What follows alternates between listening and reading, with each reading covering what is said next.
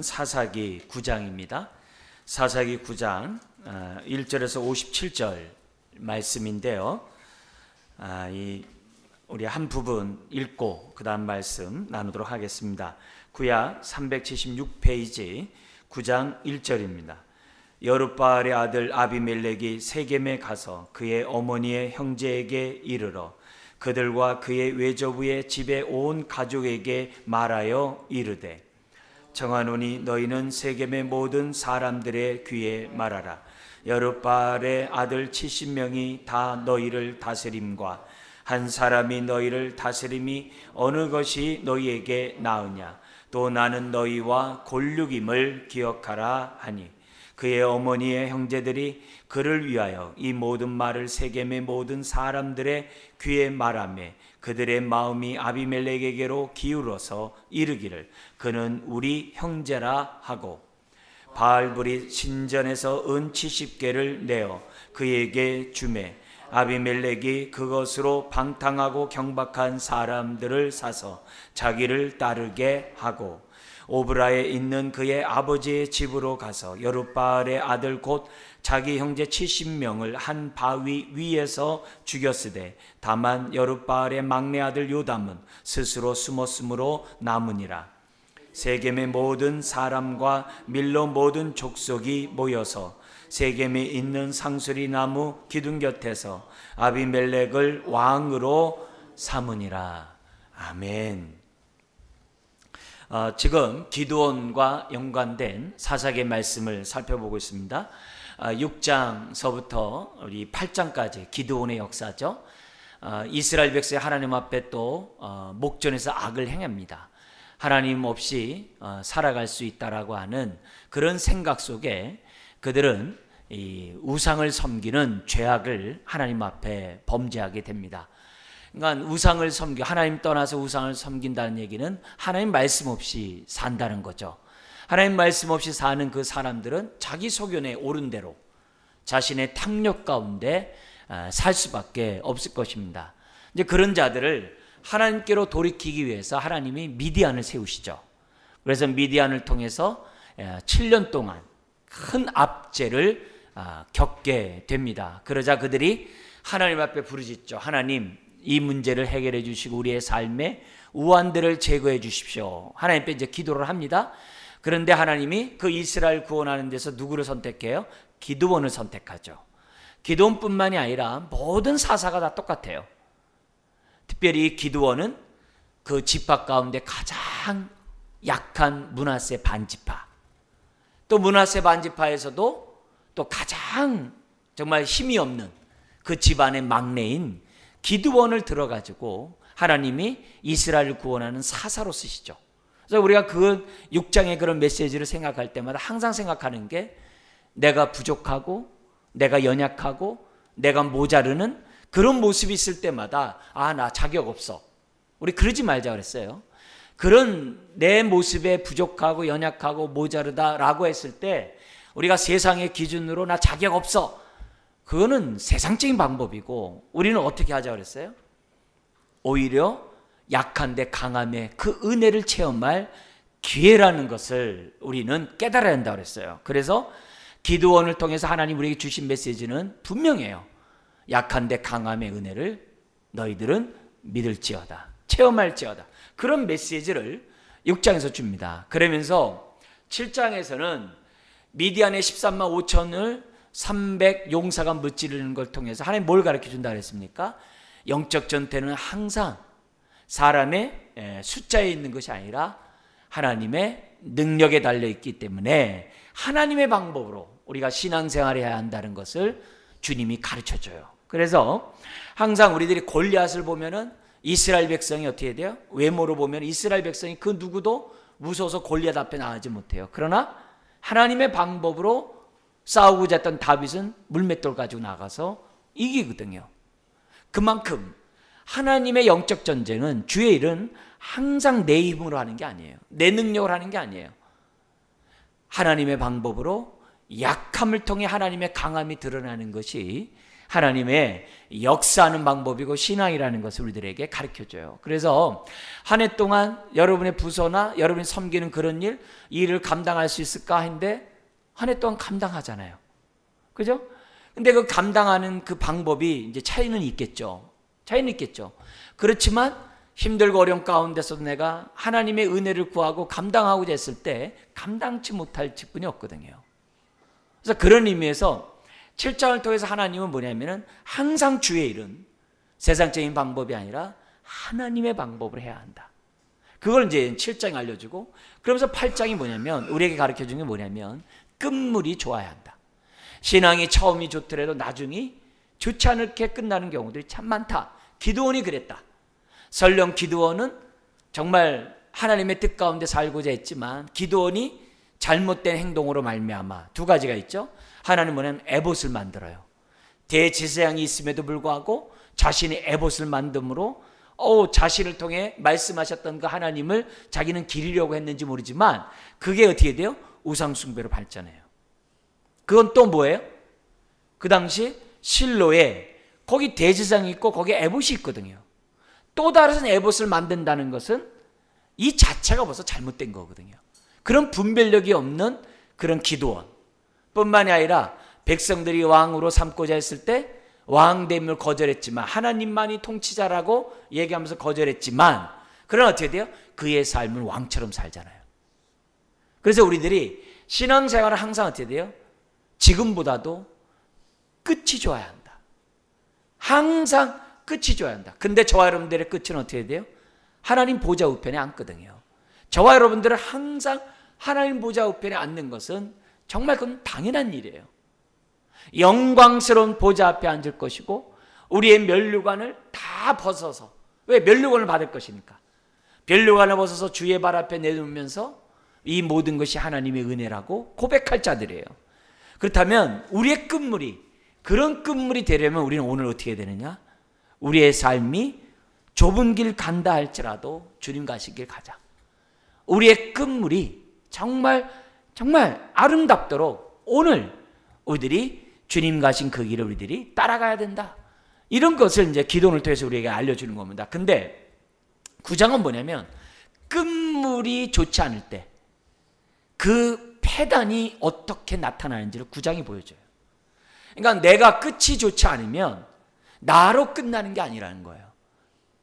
내 주변에 있는 내 이웃이, 내 어떻게 보면 공동체가 쓴물을 맛볼 수밖에 없는 그런 형국이 벌어진다는 것을 지금 9장은 우리들에게 가르쳐 줍니다. 그렇기 때문에 우리들의 인생이 끝물이 복됨으로 나 때문에 내 주변 사람들이 단물을 맛볼 수 있도록 우리들이 해야지, 우리들의 끝물이 쓴물을 내므로 다른 사람들이 어떻게 돼요?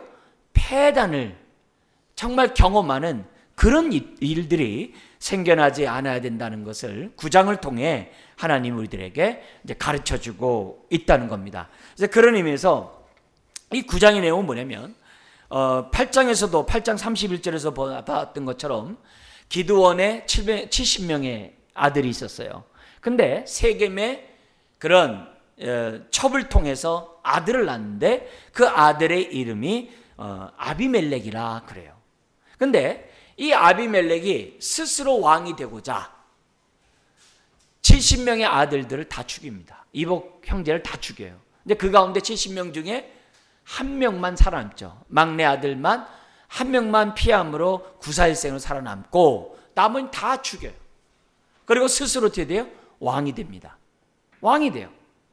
왕이 되었지만 그 아비멜렉의 그 죄악을 하나님이 어떻게 돼요? 가만둘 수가 없는 거죠. 하나님의 공의 하나님의 심판을 내릴 수밖에 없겠죠. 그래서 그 심판을 어떻게 내릴지 그 요담이라는 구사일생으로 살아났던 기드온의 그 막내 아들이 요담이 어떻게 돼요? 예언을 해요. 그림신사에서 예언을 합니다. 그래서 예언을 함으로써 지금 뭐냐면 아비멜렉과 세겜 사람들이 서로 힘을 합쳐가지고 기드온의 집안의 아들들 다 죽였거든요. 그리고 왕이 됐거든요. 그래서 세겜 사람과 아비멜렉의 죄악을 하나님이 심판할 것을 예언을 해요. 그리고 그 예언이 끝나자마자 지금 어떻게 돼요? 그 요담 이제 도망가야 되겠죠. 살아야 되니까. 그리고 이제 3년 후에 이 아비멜렉과 세겜에 서로 어떻게 돼요? 다툼이 일어나게 되고, 결국은 뭐냐면은 세겜의 족속들이 아비멜렉에 의해서 정말 멸절당할 뿐만이 아니라 또 세겜을 도왔던 그 주변에 아마 성읍인 것 같아요.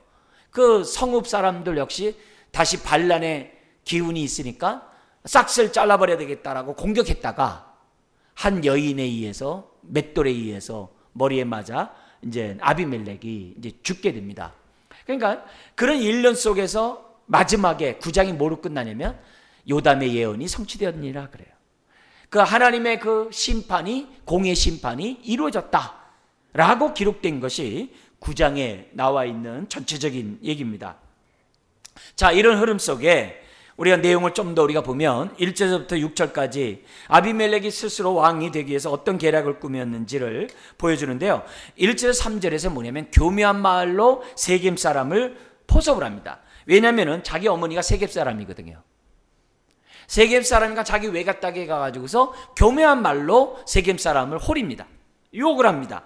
어떻게 유혹하냐면 뭐냐면은 이 기드온에게 70명의 아들이 이스라엘을 통치하는 게 좋냐, 아니면 한 사람이 이스라엘 통치하는 게 좋냐.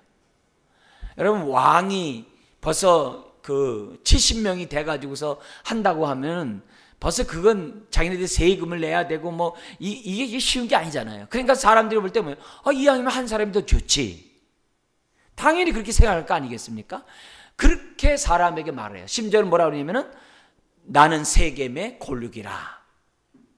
그런 말을 지금 뭐냐면 유언비어를 갖다가 퍼뜨리는 겁니다. 사실 기드온의 자식들은 뭐예요? 기드온이 뭐라 했어요? 나와 내 자손은 절대로 왕이 되지 않는다고 했거든요. 왕이 되지 않는다고 했거든요. 근데 이 아비멜렉이 지금 뭐냐면 그 아들들이 왕이 되려고 한다. 이렇게 지금 유언비어를 내는 거예요. 왕이 되려 할 뿐만이 아니라 지금 어떻게 돼요? 그런 상황이니까 이왕이면 70명이 왕이 되는 것보다 세겜 사람인 내가 왕이 됨으로 세겜 사람에게 내가 혜택을 주면 더 좋은 것이 아니냐. 나와 세겜 사람은 한 골육이 아니냐. 이렇게 유언비어를 외갓댁에게 부탁을 했는데 어머니를 비롯한 외삼촌을 비롯한 외갓댁에 있는 사람들이 막 유언비어를 퍼뜨리는 거예요. 그러자 세겜 사람이 3절에 마음이 아비멜렉으로 기울어졌다 그래요. 그래서 그는 우리 형제라 하면서 세겜의 사람들이 누구의 말에 지금 동조한 거예요? 지금 아비멜렉의 교묘한 말에 세치허에 넘어가게 돼요. 그리고 넘어갈 뿐만이 아니라 4절에 정치 자금을 줍니다. 하경과 지연에 얽매이게 하는 아주 이 고도의 정치술에 이 세겜 사람이 넘어가가지고 아비멜렉을 투표를 해가지고 대통령을 뽑아놓은 거예요. 뽑아놓을 뿐만 아니라 뭐예요? 그들에게 뭘 주냐면은 정치 자금을 줍니다. 근데 정치 자금을 주는데 어디서 정치 자금을 주냐면 4절에 보면 바알 브릿 신전에서 은 70개를 내어줍니다. 그리고 그 돈을 가지고 거기 보면 나오는 거예요. 방탕하고 경박한 깡패들을 사가지고 그 깡패들을 사가지고 자기의 뭐예요? 수하로 삼는 거예요. 용병을 산 거죠. 용병을 삽니다. 그리고 나서 5절 6절에 보면은 자기 아버지 집이 있는 자기 세겜보다 북쪽이고 갈릴리보다 바로 밑에예요. 갈릴리와 세겜 그 사이에 이 아버지가 사는 5절에 오브라라는 지역이 있어요. 그 지역에 가가지고 한 바위에서 70명을 죽였다. 그러면 한 바위에서 죽였다는 얘기는 뭐예요? 가가지고 결박했다는 얘기죠. 그냥 도망가지 못하는 거 아니겠어요? 그리고 한 처형 장소에서 그냥 거기서 다 죽이는 거예요. 얼마나 참 끔찍한 만행입니까? 그래가지고 지금 뭐냐면 6절에 보니까 세겜 사람을 중심으로 그 주변에 있는 밀로 그 족속들이 모여가지고 세겜에서 아비멜렉을 뭘 삼아요? 왕으로 삼았다 그래요. 벌써 이것은 자기 아버지 기드온의 뜻과도 달라요. 왜요? 기드온을 왕으로 삼고자 했을 때 기드온이 뭐라 했어요? 나와 내 가족은 왕이 되지 않겠다. 우리의 왕은 오직 하나님 한 분이다. 기드온이 그렇게 얘기를 했잖아요. 그런데 아비멜렉은 아버지의 뜻을 거역했을 뿐만이 아니라 스스로 왕이 되고자 했고, 심지어는 아버지가 뭘 부셨어요? 바알의 신전을 부셔가지고 여룻바알이 됐잖아요. 근데 이 아들은 오히려 뭐예요? 그 바알 브릿, 그 바알 신에게 드렸던 그 헌금을 갖다가 자기 정치 자금으로 지금 사용하고 있다는 거예요. 그러니까 벌써 이 자체만 보더라도 기드원의 정신하고 기드원의 신앙과 아비멜렉이 전혀 일치하지 않다는 것을 지금 6절에서 우리들에게 가르쳐주고 있다는 거예요. 그러니까 안타까운 건 뭐냐면 세겜이 어떤 장소예요? 모압에서 모세와 언약을 갱신하잖아요. 그래가지고 여호수아에 의해 가지고 가나안을 정복을 하잖아요. 그래가지고 어떻게 돼요? 모압에서 맺은 그 언약을 갖다가 언약식을 베푼 곳이, 어장을 맺었는데 언약식을 베푼 곳이 어디예요? 세겜 땅이잖아요. 그래서 세겜 지역엔 두 산이 있잖아요. 그린신산과 에발산이 있잖아요. 저주의 산이 에발산과 풍요의 산인 그린신산이 있잖아요. 두 개의 산이 있거든요. 그 산에서 서약을 맺었잖아요. 여호수아와 함께. 하나님의 말씀에 순종하면 축복을 받을 것이지만 하나님의 말씀에 순종하지 않으면 하나님의 축복에서 제외될 것이다. 그래서 백성들이 뭐예요? 예, 그렇게 합시다 했던 장소가 어디예요? 세겜이에요. 근데 불과 얼마 되지 않아가지고 세겜 사람들이 뭘 섬기고 있는 거예요? 바알을 섬기고 있거든요. 서약을 했던 그 자손들이 바알을 섬기고 있다는 거예요. 그러니까 더구나 지금 뭐예요? 미디안으로부터 기드온을 통해 이스라엘이 구원을 받았잖아요. 그리고 40년 동안 통치를 했잖아요. 40년 통치를 했지만 기드온이 어떻게 돼요? 제대로 통치한 게 아니죠. 왜? 바로 그 밑에 세겜 지역에 있는 사람들이 뭘 섬기고 있는 거예요? 지금요? 우상을 섬기고 있거든요. 그러니까 기드온은 그냥 살다가 그냥 끝난 거예요. 자기 자식에 대해서 어떻게 돼요? 신앙교육도 시키지 않고 그냥 끝나버린 거예요. 사사로서 역할을 하지 못해요. 그냥 끝나버려요. 그 패단이 지금 뭐예요? 오늘 본문에 나오는 거예요. 그래서 세겜 사람들은 여전히 뭐냐면 바알을 섬기고 있는 그런 상황이에요. 그래서 뒤집어서 얘기하면은 세겜의 바알을 숭배하던 사람들이 아마 이렇게 생각했을 거예요. 바알이 드디어 분노해가지고 바알 신상을 깨뜨려버렸던 기드온의 집안을 심판했구나, 이렇게 생각할 수도 있어요. 바알을 섬기는 사람들 입장에서 볼 때는 너무나도 안타까운 일이죠. 그러나 그것은 하나님의 뜻이 아니죠. 바알이 힘이 있어서 그렇게 한 것도 아니죠. 자, 이런 의미에서 우리가 분명히 기억해야 될 것은 뭐냐면 정말 기드온의 끝물이 좋지 않으므로 그가 올바로 신앙생활하지 않고 자식들에게 또 백성들에게 하나님의 말씀을 가르치지 않으므로 그 패단이 어떠한지를 지금 우리는 어떻게 돼요? 한눈에 지금 보고 있는 거예요. 1절부터 6절에서 또다시 보고 있는 거예요. 그래서 자식 교육을 갖다가 우리들이 제대로 시키지 않으면, 우리로 말하면 주일학교 교육을 잘 시키지 않으면 언제든지 아비멜렉과 같은 사람이 나올 수 있다는 것을 잊어서는 안 돼요. 내가 교육시켜야 될 그 시간에 아비멜렉을 같은 사람을 교육시키지 못하면 어떤 일이 벌어질지는 몰라요. 그래서 교회는 하나님을 알아가고 알려주는 것, 그것이 최우선이 돼야 돼요. 나 혼자 신앙생활하는 게 능사가 아니에요. 우리는 하나님을 알아가고 아는 하나님을 자꾸 알려줘야 돼. 서로 피차 가르치고 건면하는 게 교회예요. 이게 없으면 자라감이 없어요. 이게 없으면 어떻게 돼요? 저나 여러분 모두가 아비멜렉처럼 자기 속에 오른 대로 살아요. 그 현실을 보는 거예요. 근데 이 아비멜렉이 잘못된 게 아버지의 잘못만이 아니에요. 그리고 뭐가 잘못이냐면 이 엄마의 잘못도 있어요. 엄마가 뭐라고 그랬냐면, 이 아비멜렉이라는 그 이름의 뜻이 뭐냐면은 나의 아버지는 왕이다라는 뜻이에요. 그러니까 첩으로서 왕자를 낳은 거 아니에요. 서자죠. 그래서 다른 70명의 아들과 비교할 때 어떻게 돼요? 늘 홍길동과 같은 마음이겠죠. 그죠? 그렇지만 어머니가 뭐예요? 너희 아버지는 누구예요? 왕이다. 이 이름을 자꾸 주입을 시키니까 이 아비멜렉이 뭐예요? 그래, 내 아버지가 왕이니 나도 뭐예요? 왕자일 뿐만 아니라 왕이 된다라고 하는 그릇된 생각을 그 어미가 아들에게 줬는지 몰라요. 그 어머니의 잘못된 역할이 있겠죠. 그래서 어머니의 뜻대로 아이가 왕이 됐어요. 그러나 이 왕은 뭐예요? 왕이 돼서는 안 될 대통령인 거죠. 되지 말아야 할 사람이 대통령이 된 거죠. 되지 말아야 할 사람이 왕이 된 거예요. 그래가지고 졸제 어떻게 돼요? 지금 바알 브리데 신전에서 도를 받았으니 이 사람의 신앙이 온전하겠어요? 이 사람 중심에 하나님이 있겠어요? 없겠죠. 모든 판단이 어떻게 돼요? 자기 뜻이겠죠. 자기 생각이겠죠. 그렇게 행동할 수밖에 없겠죠. 왜? 하나님이 그 중심에 없는데 어떻게 하겠어요? 그래서 아비멜렉이 자기 소견에 오른 대로 마음과 육신이 원하는 대로 행동할 수밖에 없었던 거죠. 그래서 그는 자기 이복 형제들까지 70명을 물론 한 명 빠졌습니다만 70명을 살려고 하는 것을 마다하지 않았다는 거예요. 자, 여러분, 사무엘이 지나고 사무엘에 의해서 사울 왕이 첫 왕이 돼요.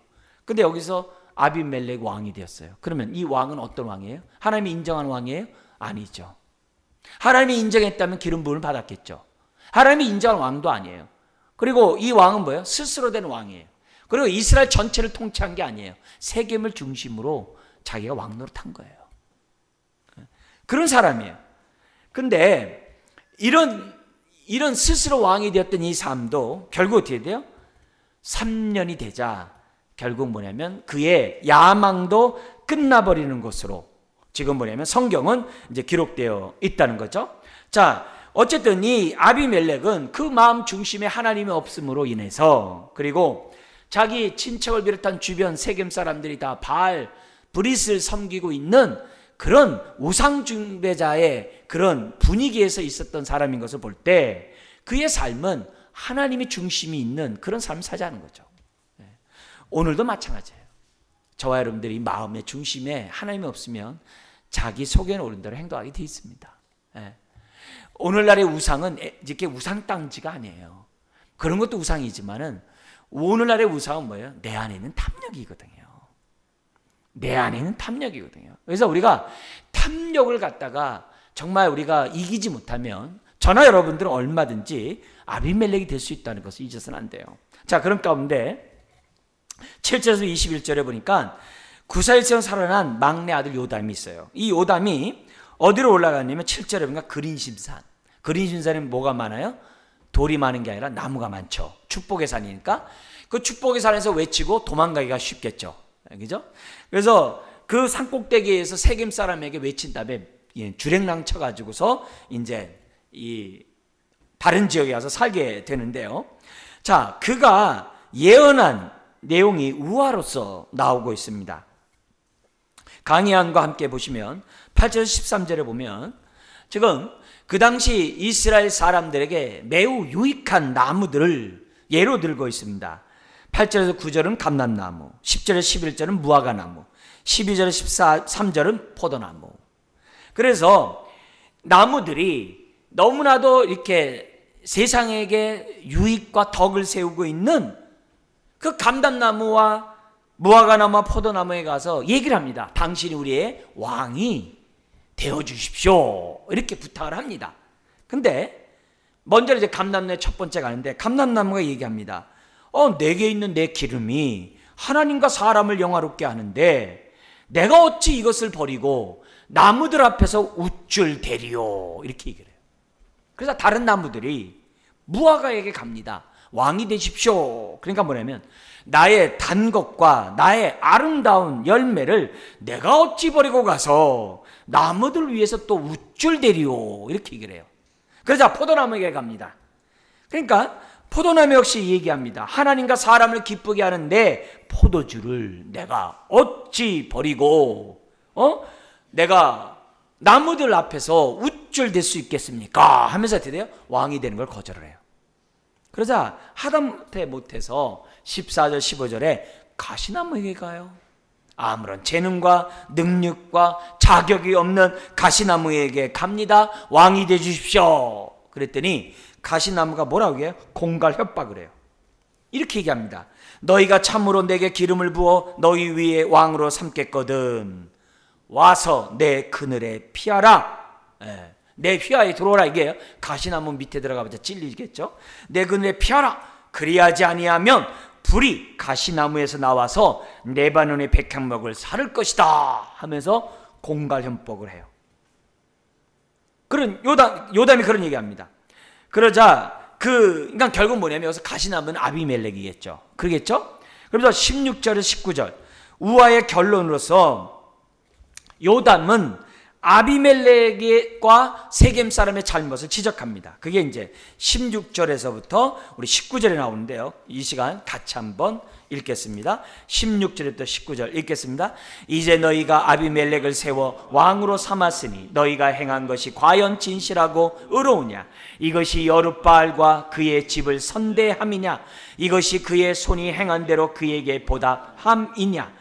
우리 아버지가 전에 죽음을 무릅쓰고 너희를 위하여 싸워 미디안의 손에서 너희를 건져냈거늘 너희가 오늘 일어나 우리 아버지의 집을 쳐서 그의 아들 70명을 한 바위 위에서 죽이고 그의 여종의 아들 아비멜렉이 너희 형제가 된다고 그를 세워 세겜 사람들 위에 왕으로 삼았도다. 만일 너희가 오늘 여룻바알과 그의 집을 대접한 것이 진실하고 의로운 일이면 너희가 아비멜렉으로 말미암아 기뻐할 것이요 아비멜렉도 너희로 말미암아 기뻐하려니와. 이렇게 얘기해요. 요담의 설교의 이제 결론이죠. 그러면서 20절 21절에 세겜을 저주래요. 그렇지 아니하면 이렇게 얘기해요. 왜? 세겜 사람이 지금 하는 거니까. 그렇지 아니하면 20절에 아비멜렉에게서 불이 나와서 세겜 사람들과 밀로의 집을 살 것이요 세겜 사람들과 밀로의 집에서도 불이 나와 아비멜렉을 살 것이니라 하고 요담이 그의 형제 아비멜렉 앞에서 도망하여 피해서 부엘로 가서 거기에 거주하느니라. 여러분, 이 요담의 선포는 뭐냐면 하나님의 공의는 살아있다는 거예요. 지금도 마찬가지죠. 하나님의 공의는 지금도 살아있죠. 그래서 하나님이 어떻게 돼요? 반드시 보응하시는 하나님의 공의로운 심판을 지금 떠올리게 하는 본문이 요담의 우화예요. 우화입니다. 자, 그런데 여기서 우리가 좀 주목해야 될 것이 뭐냐면 나무의 비유 속에서 우리가 먼저 알아야 될 것은 뭐냐면 자기 위치, 자신이 받은 바 은사, 받은 바 직분에 대해서 소중히 여기고 감사하는 자가 복되다는 것을 우리들에게 가르쳐줘요. 그걸 가르쳐줘요. 그래서 여기 나와 있는 새 나무는 어떻게 돼요? 하나님과 사람에게 기쁨을 주는 자기의 어떻게 돼요? 자기의 기름과 포도나무 이런 열매로 어떻게 돼요?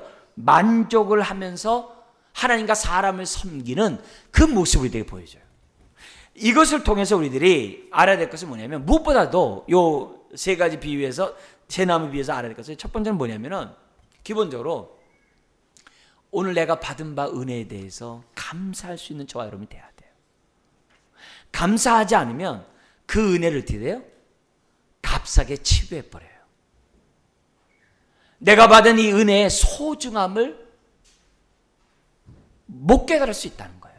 그래서 내가 받은 은사와 직분에 대해서 저나 여러분 모두가 정말 소중히 여기고 감사할 수 있는 마음밭이 첫 번째 있어야 돼요. 그게 있어야 돼요. 그리고 두 번째는 감사와 함께 뭐가 있어야 되냐면 나의 직분은, 나의 은사는, 하나님이 나에게 은혜를 주신 것은 두 번째 이유가 뭐예요? 하나님과 사람을 섬기라고. 그 원칙을 새 나무에서 우리들이 배워야 돼요. 배워야 돼요. 그래서 우리는 이 자기의 직분에 대해서 먼저 소중히 여기고 감사하는 첫 번째와 있을 때 뭐가 되는 거예요? 그걸 가지고 하나님과 사람을 섬길 수 있는 저와 여러분들이 된다는 거죠. 근데 이 가시나무는 뭐예요? 자기의 야망과 으쓱거리는 마음으로 자기가 어떻게 돼요? 스스로 왕이 되고자 하고 사람을 섬기려고 하는 게 아니라 자기가 어떻게 돼요? 자기 그늘 아래 오라고 그러잖아요. 자기가 다스리려고 한다고 한다면 우리 우리말로 뭐래요? 깜도 안 된 사람이 그 자리에 앉아가지고 행패를 부린다고 이런 얘기 하잖아요. 그런 자가 되는 거죠. 깜도 되지 않은 사람이 그 자리에 앉으면 눈살을 찌푸리는 거예요. 네. 그 모습을 지금 뭐냐면 우리들에게 가르쳐주고 있거든요. 그래서 오늘 우리들이 기본적으로 뭐냐면 정말 이 가시나무와 같은 이런 교만한 아비멜렉의 이 마음이 우리 안에서 자라지 않도록 저와 여러분들이 항상 조심해야 돼요. 항상 조심해야 돼요. 그래서 이 가시나무는 항상 으쓱거리는 거거든요. 여러분, 하나님이 우리에게 은혜와 은사를 주신 이유가 뭐예요? 섬기라는 거거든요. 성경이 그러잖아요. 예수를 믿음으로 우리가 자유함이 얻잖아요. 죄와 죄책뿐만 아니라 옛 자아와 미래 불확실한 이 두려움에서도 우리가 자유함을 받잖아요. 근데 이 자유를 나를 위해 쓰지 말고 뭐라고 그래요? 다른 사람을 자유케 하는데 섬김의 종이 됨으로, 섬기는 종됨의 삶으로 진정한 자유를 누리라고 갈라디아서 5장 13절 이하에 얘기하잖아요. 그러니까 우리들이 신앙생활하면서 이 기본 원칙을 무시해버리면 우리의 신앙이 참 공고해요. 우리의 신앙이 하나님의 임재와 은혜들을 경험을 못해요. 그런 의미에서 오늘 이 요담의 선포를 통해서 이 나무의 비유를 통해 우리가 적용을 해야 돼요. 그래서 하나님, 나에게 가시나무와 같은 이 욕심을 주님 아십니다. 그걸 이 옛 자아를 십자가에 못 박아버리게 하시고 대신 새 사람을 덧입어서 내가 여기 나오는 감람나무와 무화과나무와 포도나무처럼 하나님과 사람을 섬기는 그런 사람이 될 수 있도록 나에게 은혜를 달라고 우리들에게 지금 뭐냐면 가르쳐주고 있는 거예요. 그래서 하나님의 말씀에 교육을 받았다면은 우리는 아비멜렉처럼 되지 않겠죠. 그러나 교육을 안 받으면 아비멜렉처럼 될 수밖에 없어요. 그리고 반대로 우리가 교육을 받으면 여기 있는 새 나무처럼 감람나무와 포도나무와 무화과처럼 내 일에 어떻게 돼요? 감사하고 소중하고 감사하고 이걸 가지고 어떻게 돼요? 하나님과 사람들을 섬기기를 즐겨하는 사람으로 우리들이 살아갈 수 있다는 거예요. 여러분, 섬길 때 우리가 성숙하고 자라가고 섬길 때 복의 통로가 되잖아요. 섬길 때 진정한 자유가 있다라고 성경 얘기하잖아요. 그래서 예수님이 나는 섬김을 받으려 한 것이 아니라 도리어 섬기러 왔다라고 말씀하시는 이유도 다른 게 아니에요. 그래서 우리가 섬길 때 가시나무처럼 섬기지 말고 섬길 때 정말 감사하면서 섬기는 저와 여러분들이 돼야만 한다는 거죠. 그래야 의미가 있는 거죠. 의미가 있는 거죠. 그러면서 22절부터 49절에 아비멜렉을 통제했던 불의의 세겜족은 어떤 최후를 맞이하는지를 49절에 설명하는데요. 사건 발달은 22절에서부터 23절에 나타나게 됩니다. 우리 한번 22절 23절 한번 읽어볼까요? 아비멜렉이 이스라엘 다스린 지 3년에 하나님이 아비멜렉과 세겜 사람들 사이에 악한 영을 보내심에 세겜 사람들이 아비멜렉을 배반하였으니 이렇게 돼 있어요. 여러분, 3년이 지나자 이 세겜과 아비멜렉과 세겜 사람이 이스라엘을 통치할 때 잘했겠어요? 그렇지 않았겠죠. 가시나무처럼 폭정을 했겠죠. 3년 동안. 왜? 아비멜렉이 가시나무인데 무슨 선을 베푸겠어요. 그러니까 3년이 지나서 하나님이 어떻게 돼요? 더 이상 볼 수 없는 거죠. 그러니까 하나님이 그들을 심판하는데 어떻게 심판하냐? 먼저 아비멜렉과 세겜 사이를 이간질시켜요. 누굴 통해요? 23절에 보니까 악한 영을 통해서. 그렇게 함으로 24절에 이는 여룻바알, 그러니까 기드온이죠. 기드온의 아들 70명의 저지른 포악한 일을 뭐예요? 갚되 그들을 죽여 피 흘린 죄를 그들의 형제 아비멜렉과 아비멜렉의 손을 도와 그의 형제들을 죽이게 한 세겜 사람들에게로 뭐 한다고요? 돌아가게 하심이라. 하나님의 심판이 3년 만에 지금 뭐냐면 악한 영을 보냄으로 나타나게 돼요. 그래서 25절에 세겜 사람과 아비멜렉 사이에 지금 뭐냐면 갈등이 야기돼요. 그래서 25절에 세겜 사람들이 아비멜렉을 도와주는 사람들을 갖다가 공격을 해요. 그래서 이제 아마 이 모습은 세겜 사람이 생각만큼 아비멜렉이 권력을 안 줘서 불만이 많아서 그럴 수도 있어요. 어쨌든 아비멜렉을 돕는 사람을 공격을 합니다. 그 결과 26절에서 또 33절에 전쟁이 벌어지는데 두 패로 나뉩니다. 26절부터 29절은 세겜의 가를 중심으로 한 군대가 생겨나고, 또 하나는 뭐냐면 30절 33절 스부를 주축으로 한 아비멜렉 군대가 나오게 됩니다. 그래가지고 34절부터 49절 내용은 뭐냐면 3차에 걸친 전투에서 아비멜렉이 세겜 사람을 다 죽입니다. 거의 몰살시킵니다. 그 중에 끔찍한 그런 아주 그 만행이 어디서 나오냐면은 49절에 나옵니다. 같이 한번 읽겠습니다. 49절. 모든 백성들도 각각 나무가지를 찍어서 아비멜렉을 따라 보루 위에 놓고 그것들이 얹혀 있는 보루 위에 불을 놓으매 세겜 망대에 있는 사람들이 다 죽었으니 남녀가 약 1000명이었더라. 망대가 얼마나 크겠어요? 크지 않잖아요. 그 좁은 망대에 사람이 1000명 올라왔다고 생각해 보세요. 얼마나 다닥다닥 올라와 있겠습니까? 그죠? 피하려고. 근데 거기다 불 질러버리니 얼마나 큰 만행을 저지르는가. 세겜이 뭐라 그래요? 한때는 우리의 골육이요. 예? 한때는 그랬던 자들 아니에요. 그죠? 근데 그런 자를 반역한다고 해서 몰살을 시켜요.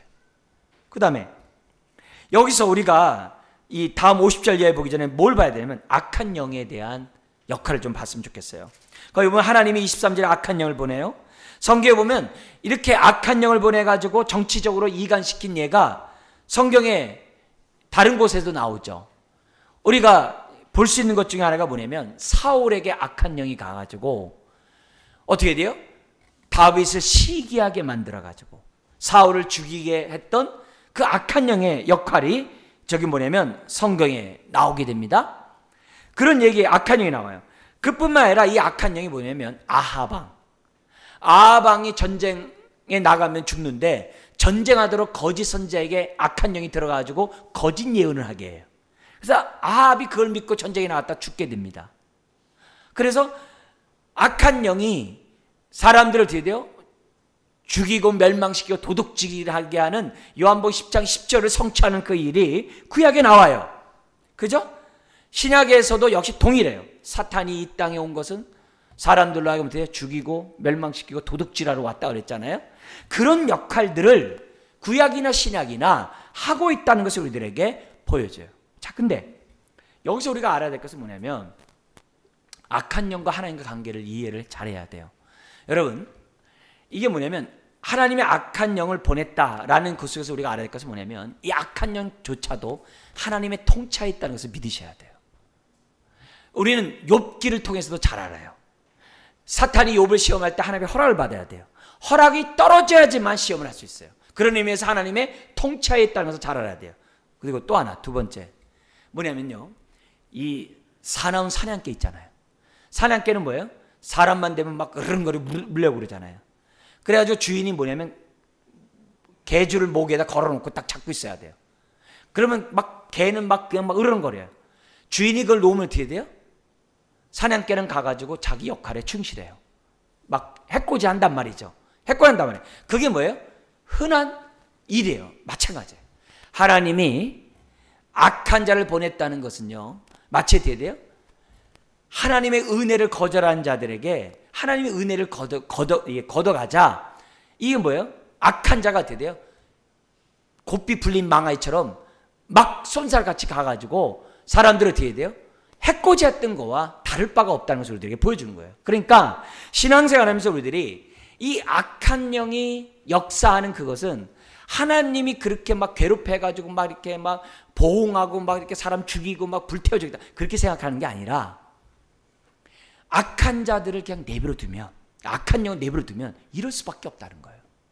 그러나 하나님이 아무리 악한 영이라 할지라도 붙잡으면 어떻게 되는 거예요? 저와 여러분들을 아무리 으르렁거려도 저와 여러분들을 머리털 하나 상치 못하게 한다는 것을 우리는 뭐예요? 확신해야 돼요. 존 번의 철로 역전에도 나와요. 사자 옆을 지나가는 그 길에 무서워서 못 지나가지만은 사자에게 이 쇠로 이렇게 목을 묶어 놓고 있거든요. 믿음으로 있는 사람 그냥 지나가요. 왜? 아무리 으르렁거려도 물을 수가 없어요. 오늘 똑같아요. 아무리 사자가 으르렁거려도 우리가 어떻게 돼요? 하나님 안에서 믿음 가운데 살아간다면 우환이 우리를 갖다가 침노할 수가 없는 거예요. 그런 관계를 저와 여러분들이 기억해야 돼요. 그런 의미에서 로마서 1장 24절 27절에 있는 것처럼 하나님의 심판 가운데 무서운 게 뭐냐면 내버려 두는 거예요. 아비멜렉처럼 악을 행할 때 내버려 두는 거예요. 그러면 악한 영이 지 멋대로 가가지고 어떻게 돼요? 그냥 해코지를 해버리는 거예요. 그런 의미에서 오늘 저와 여러분들이 하나님의 말씀을 정말 믿고 하나님을 경외하는 가운데 말씀 가운데 살아가는 그 삶이 얼마나 중요한지 몰라요. 왜냐하면 그런 삶에는 사냥개가 마음대로 날뛰도록 하나님이 풀어놓질 않아요. 풀어놓질 않아요. 바로 왕도 하나님의 은혜를 걷어가자 그 마음이 어떻게 돼요? 강팍해졌다 그래요. 저와 여러분들이 하나님 앞에서 강팍한 심령이 되지 않도록 아비멜렉과 같은 삶을 살지 않도록 저와 여러분들이 깨어 있어야 돼요. 그런 모습을 우리들이 갖지 않으면 언제 악한 영에게 어떻게 돼요? 농락당할는지 몰라요. 안타깝게도 아비멜렉과 세겜은 악한 영에게 농락에 속수무책으로 당할 수밖에 없는 거죠. 왜요? 하나님이 붙잡지 않으니까. 내버려두니까. 자, 그러면서 50절에서부터 57절을 보면 세겜을 징벌한 하나님은 이제 아비멜렉을 심판하는데 어떻게 심판하냐면은 욕심을 발동시켜요. 그게 50절이에요. 데베스 사람을 공격하는 거예요. 아마 이들도 세겜과 연합을 했었던 것 같아요. 그리고 이 데베스 사람이 불만이 많았던 것 같아요. 그리고 이들도 언제 또 반란을 일으킬지 몰라요. 그러니까 뭐예요? 아예 점령해버리는 거죠. 그래서 데베스를 공격할 때는 너무나도 쉽게 공격을 했어요. 근데 데베스 사람들도 어디로 도망가요? 망대 위로 또 똑같이 도망가게 됐어요. 도망가니까 세겜 사람처럼 불러 또 죽이려고 했어요. 왜? 세겜을 그렇게 죽였으니까. 그래가지고 52절 같이 한번 읽겠습니다. 아비멜렉이 망대 앞에 이르러 공격하며 망대 문에 가까이 나아가서 그것을 불사르려 하니 똑같이 세겜 사람처럼. 근데 거기에 53절 한 여인이 있었어요. 그 여인은 누구예요? 맷돌 윗장. 그게 아마 그 꼭대기 무슨 또 맷돌이 있는지 모르겠습니다만 우리 옛날에 이 정말 전쟁을 할 때 여인들이 돌 날라가지고 막 돌 이렇게 던지고 막 그러지 않았습니까? 그 모습처럼 맷돌 윗장을 갖다가 위에서 딱 던진 거예요. 불을 댕기려고 하면 가까이 와야 되잖아요. 근데 맷돌 딱 던져버렸어요. 그런데 그게 아비멜렉의 머리 위에 딱 떨어져가지고 두개골이 깨진 거예요. 그러니까 이제 완전히 좋아했겠죠. 즉사할 줄 알았는데 숨이 좀 남았어요. 그러니까 54절 자기 무기를 든 청년에게 자기 이제 보좌하는 사람이겠죠. 급히 불러 야, 나 창피하다. 여인에게 죽었다라는 말 듣기 싫으니 네가 칼로 나를 빨리 죽여라. 그래가지고 그 옆에 있는 청년이 그를 찔러서 죽이게 됩니다. 그래서 아비멜렉의 만행이 끝나게 돼요. 그리고 55절 사람들은 다 어떻게 돼요? 각기 처소로 갔고 그리고 56절과 57절에 얘기를 합니다. 그의 형제 70명을 죽인 것에 대한 하나님의 심판이 갚으셨고 그죠? 56절에 하나님이 이같이 갚으셨고 57절에 어떻게 돼요? 세겜의 만행 또한 하나님이 갚으셨으니 이는 뭐예요? 요담 여룻바알의 막내 아들 요담의 저주가 그에게 응했다라고 그래요. 그러므로 오늘 우리들이 하나님 아비멜렉같이 자기 소견에 따라서 살지 않도록 도와주세요. 내가 생각하고 판단하고 행동하고 결정하는 그 모든 것 하나님의 뜻 가운데 결정할 수 있도록 하나님 도와주세요. 우리가 기도해야 돼요. 그래서 내가 악한 영에게 농락당하지 않도록 하나님 도와주세요. 그런 모습을 우리들이 기본적으로 가져야 됩니다. 그러면서 하나님 앞에 잘못한 거 있으면 어떻게 돼요? 빨리 회개하죠. 그래야 악령이 나를 까불지 않죠. 빨리 회개를 해야 되겠죠. 그래야 우리가 어떻게 돼요? 자녀로서의 풍성한 은혜들을 체험할 수 있겠죠.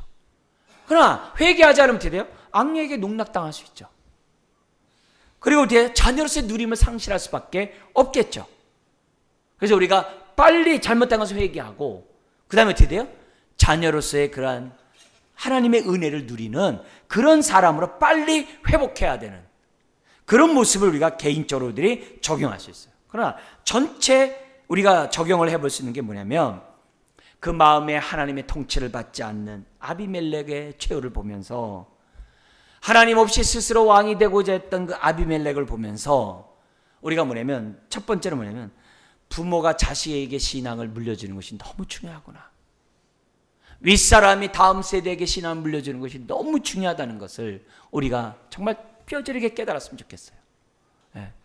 그게 우리가 첫 번째로 적용해야 될 부분이고 두 번째는 뭐냐면 하나님을 경외하지 않는 그 인생은 아비멜렉과 같은 행동을 할 수밖에 없고 그런 최후를 맞이할 수밖에 없다는 것을 생각하고 저와 여러분들이 뭐 해야 돼요? 아비멜렉이 생기지 않도록 아비멜렉이 내 주변에서 생기지 않도록 우리가 뭐냐면 저와 여러분들이 정말 하나님을 알려주고 정말 그들을 하나님 앞에 정말 올바로 설 수 있도록 저와 여러분들이 해야 될 책임이 있다는 사실을 우리들이 이 시간에 다시 한번 뼈저리게 느끼는 이 시간이 되었으면 좋겠습니다. 오늘 우리 정말 이런 사건을 통하여 다시 한번 내 모습이 다시 한번 말씀 앞에 올바로 서고 하나님을 경외하는 가운데 순종하는 저와 여러분 되기를 주의 이름으로 축원합니다. 기도하겠습니다.